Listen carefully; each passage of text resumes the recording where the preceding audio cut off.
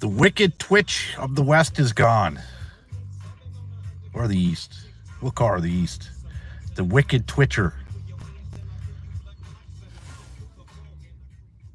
This is how messed up Canadian politics is. Christina Freelander, I'll call her Freeloader, okay, didn't even qualify for a mortgage.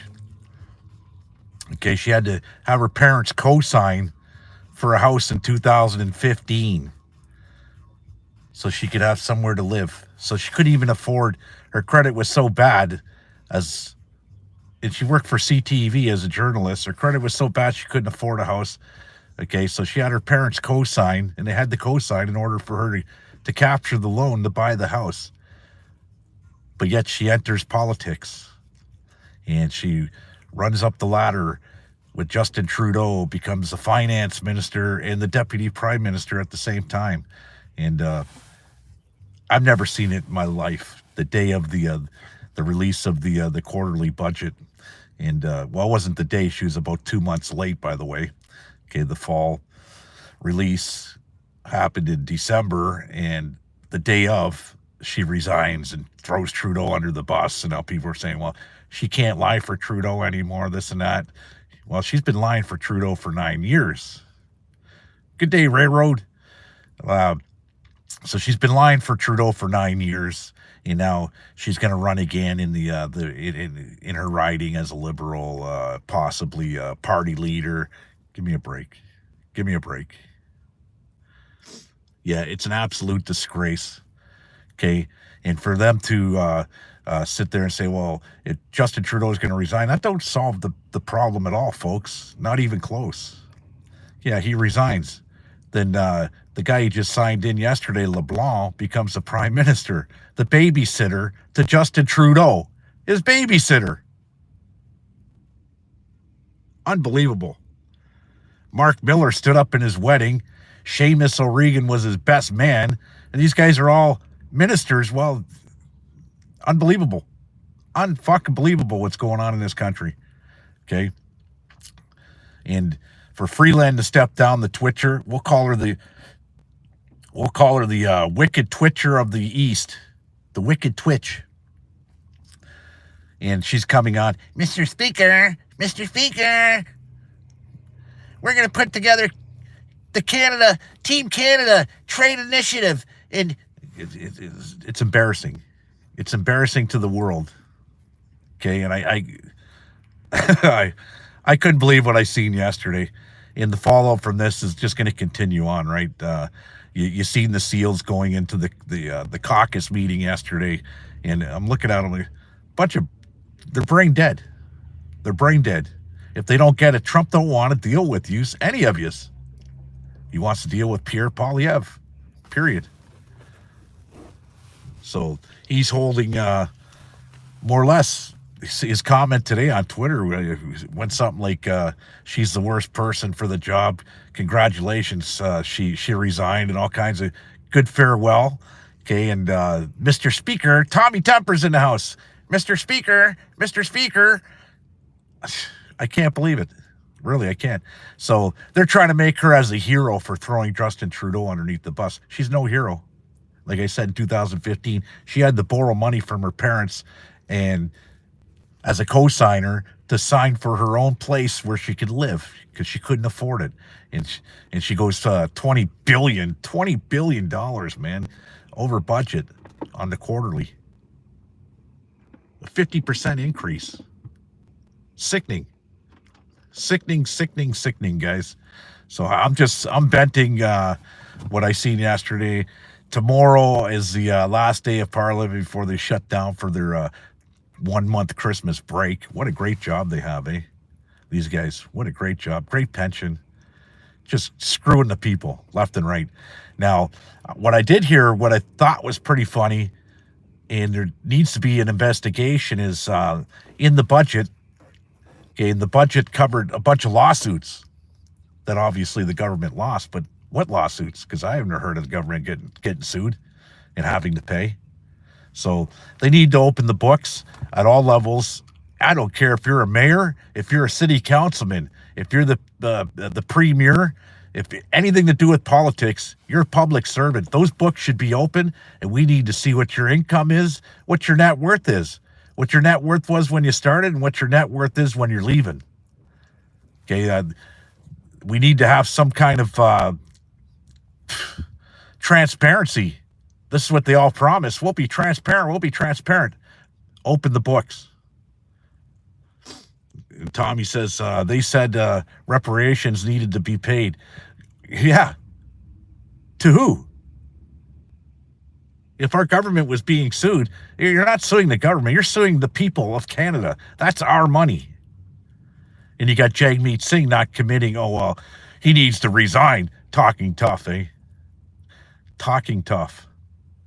He needs to resign. He needs to resign. He said it about 10 times. He needs to resign. Are you going to call a vote of non-confidence? Well, we have those tools in our toolbox, buddy. Your days are numbered. Your whole party's numbered. I can't stand that Green from Hamilton. He's another mouthpiece of the NDP. You know, they're all losers. Every one of them are losers. The NDP and the Liberals are losers. Who's going to come all winning ahead is Pierre Poilievre. But I'm not going to sit here and lie to people and say, oh, yeah, when Pierre Poilievre gets in power, he's going to sit there and blame the Liberals for the next 4 years for everything that's happened. And it is the Liberals' fault. But when he says, oh, we can't axe the tax because we got to pay the debt, there you go. And you're going to hear it here first. Jag does not want, I can't even read. I need my glasses on. Yeah, non-confidence vote. Right, because if he gets a non-confidence vote and they go to an election, he don't get his pension.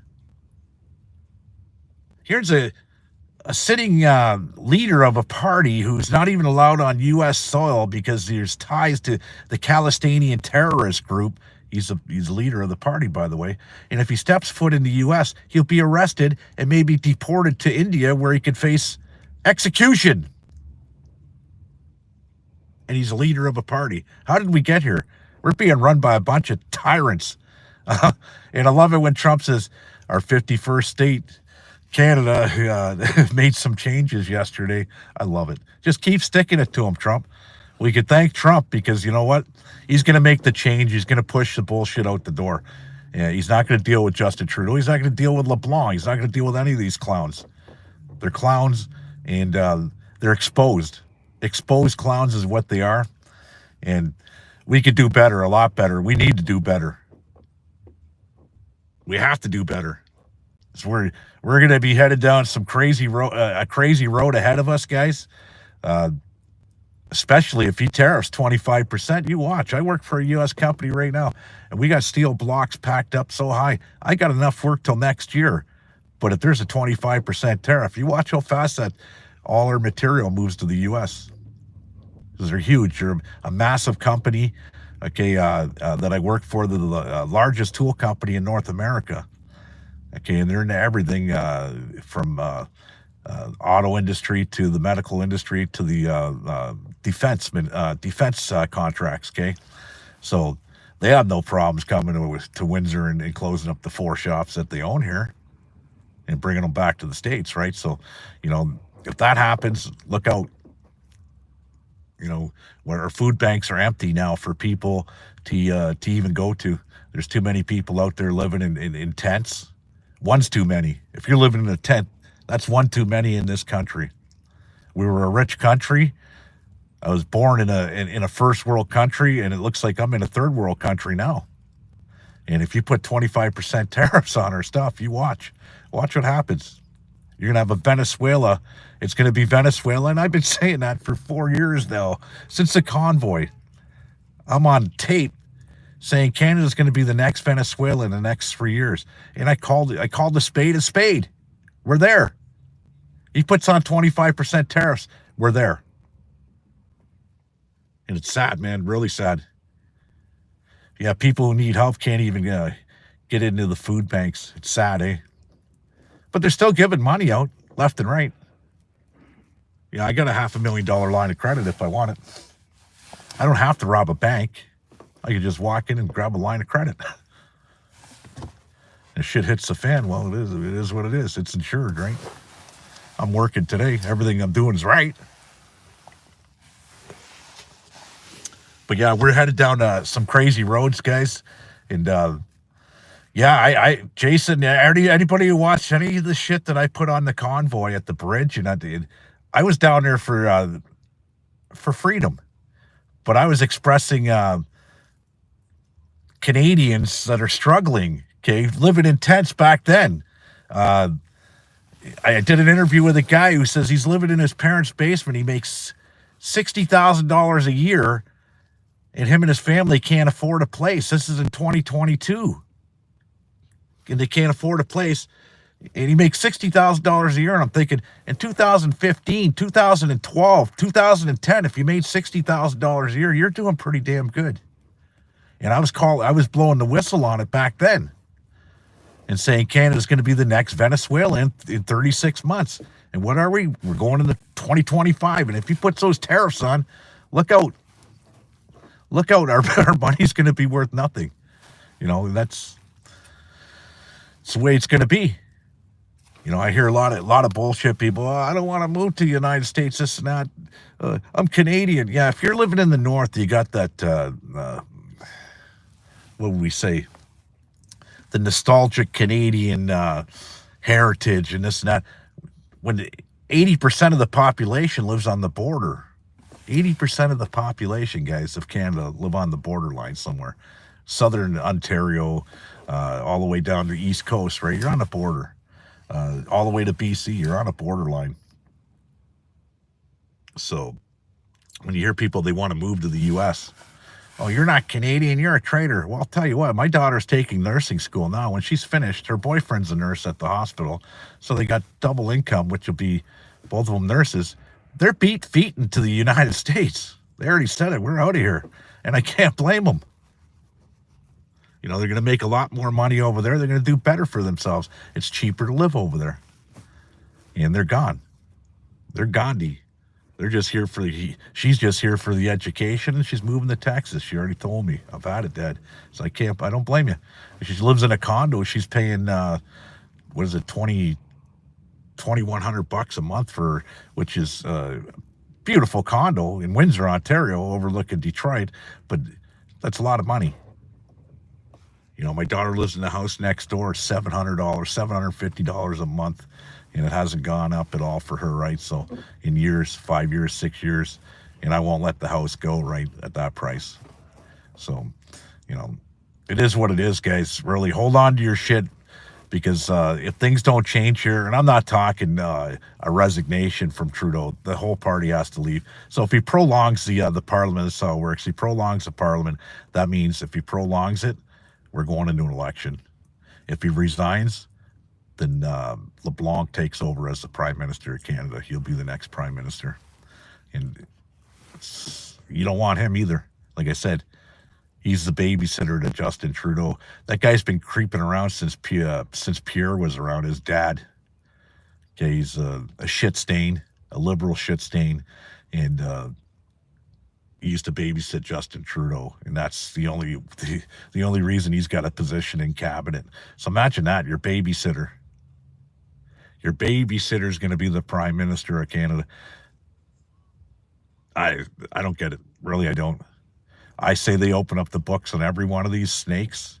And I don't care if you're conservative, NDP, or any of you. If you're the mayor of Windsor, you're the mayor of Toronto, you open up the books and you find it. You got 55,000 CRA workers. 55,000. Our Canadian military's got less people in our Canadian military, but we got 55,000 CRA workers. Open the books, forensic audit, do what you got to do, check the emails, everything else, and find out where the money's gone, because the money's gone. You know, I remember budgets where they were only less than $5 billion a year, a whole budget. Remember those days?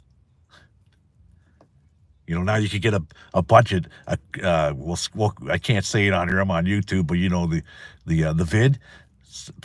vid budget was $350 billion. How are you going to pay that back? Right? And the GST, what a scam. The GST tax, we're going to give $250. No, we're not. We're not getting that. Nobody's getting that. It's a gimmick. It's a scam. And we knew it all from the beginning. I went into the store the other day to buy some stuff, and they're like, They weren't even prepared for this. There's so many items that are not covered under it that they're not even participating. And you can't blame them. It's just confusion. Well, you can keep your receipt. You can file it at tax time. Uh, it's a big mess. This is what we get, right? Yeah, our 32,000 in our armed forces. That's our regular armed forces. Now, when they say there's 80,000 personnel, that's with the reservists. Now, the reservists are your like your militias for Michigan and stuff like that, right? Your state guard. That's what we call our reservists over here is our state guard. So yeah, there's 80,000, so 55,000 or 32,000 regular and 55,000 Canada Revenue employees.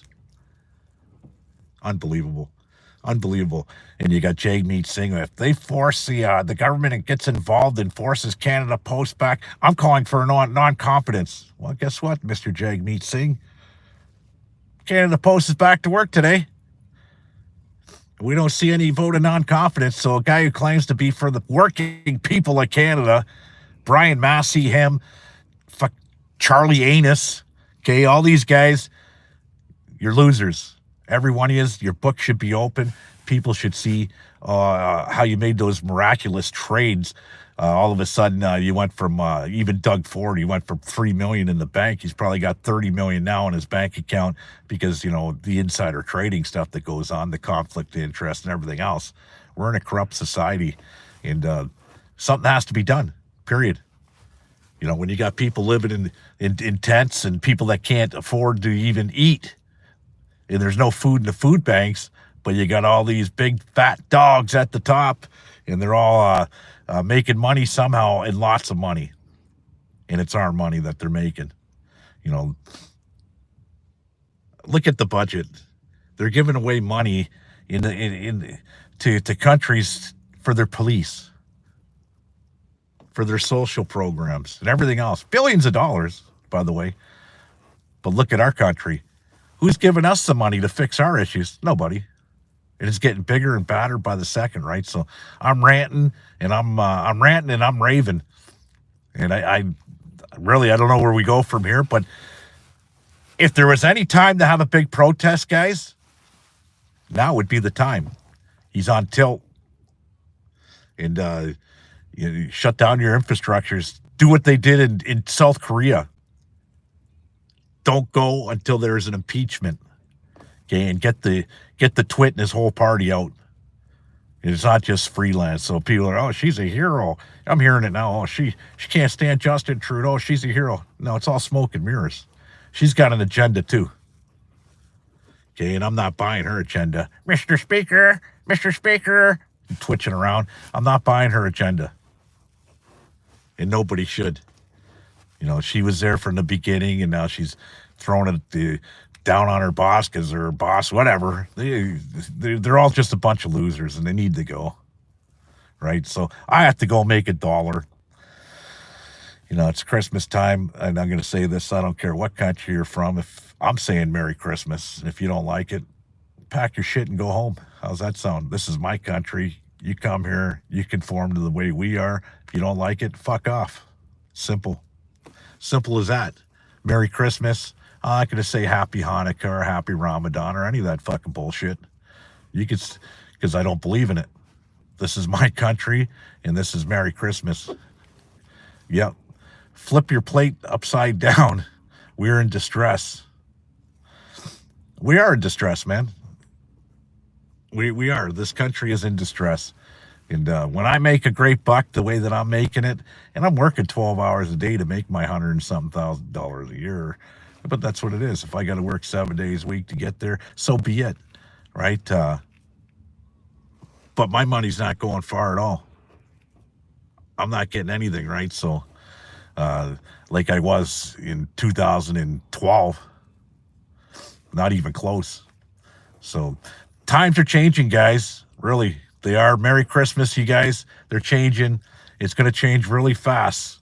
I see an election coming before Trump's even in. Like I said, if there's going to be a time to protest now. Shut it all down. Fuck it. Shut it all down till they leave. And they'll leave.